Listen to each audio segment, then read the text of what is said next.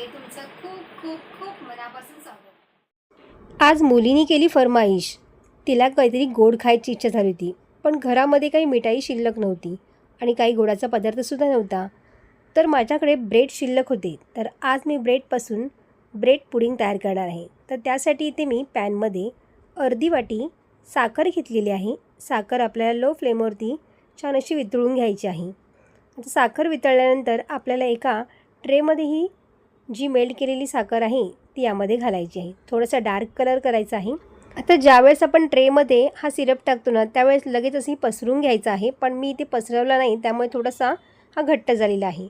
तर इथे मी 4 ब्रेड घेतलेले आहेत आणि त्यानंतर आपल्याला ह्या कढाईच्या कापून घ्यायच्या आहेत। तुम्हाला ज्यावेळेस गोड खाण्याची इच्छा होते तेव्हा तुम्ही काय करता, कोणती रेसिपी करता, मला कमेंट्स करून नक्की सांगा। तर ब्रेडचे स्लाईस आपण अशा पद्धतीने इथे सगळे कापून घेतलेले आहेत आणि असे आपल्याला कट करून घ्यायचे आहेत। आता अशा पद्धतीने कट केलेले तर सगळं इथे आपण अशाच पद्धतीने कट करून घेतलेले आहेत। आता मिक्सरमध्ये आपल्याला घालून याची पेस्ट तयार करून घ्यायची आहे आणि जे कट केलेले आहेत ना ते आपण टाकून न देता यापासून तुम्ही ब्रेड क्रम्ससुद्धा करू शकता, ज्यापासून तुम्ही कटलेट बनवू शकता। खूप छान लागतात चवीला, त्यामुळे हे टाकून देऊ नका, याचे ब्रेड क्रम्स करून ठेवा। तव्यावरती हलकं गरम केलं नाही ब्रेड क्रम्स तर अगदी महिनाभरसुद्धा छान राहतात फ्रीजमध्ये।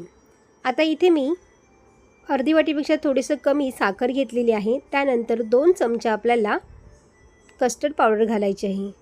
तर कस्टर्ड व्हॅनिला पावडर मी इथे घातलेली आहे। त्यानंतर आपल्याला 2 कप दूध घालायचं आहे। हे रूम टेम्परेचरचं दूध घेतलेलं आहे आणि त्यानंतर सगळं मिक्सरला आपण याला फिरवून घेणार आहोत। छान मिक्सरला इथे फिरून झालेलं आहे।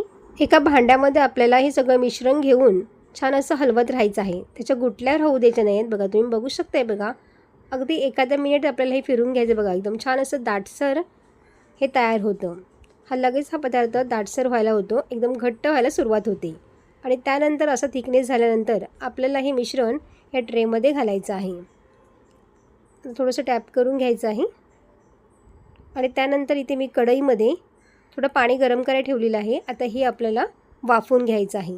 तर वरती इथे मी फॉईल पेपर लावते, म्हणजे पाणी आतमध्ये जाणार नाही आणि वरून आपलं झाकण ठेवून छान 15 मिनटं ह्याला वाफवून घेतलेलं आहे। तर तुम्ही ते बघू शकता, बघा हाताला मिश्रण अजिबात लागत नाही आहे, म्हणजे आपलं हे मिश्रण छान व्यवस्थित सेट झालेलं आहे।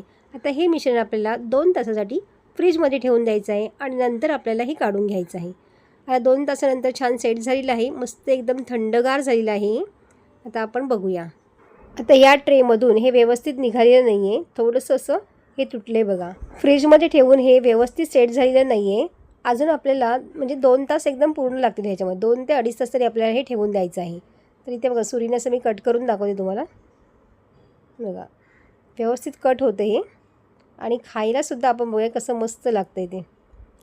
तर आता ही पुडिंग माझ्या मुलीला देते खायला, म्हणजे ती सांगेल की कसं झालेलं आहे करून। दिसायला तर खूप भारी झालं आहे बघा, मस्त झालं एकदम। हां, चवीलासुद्धा खूप छान झालं आहे।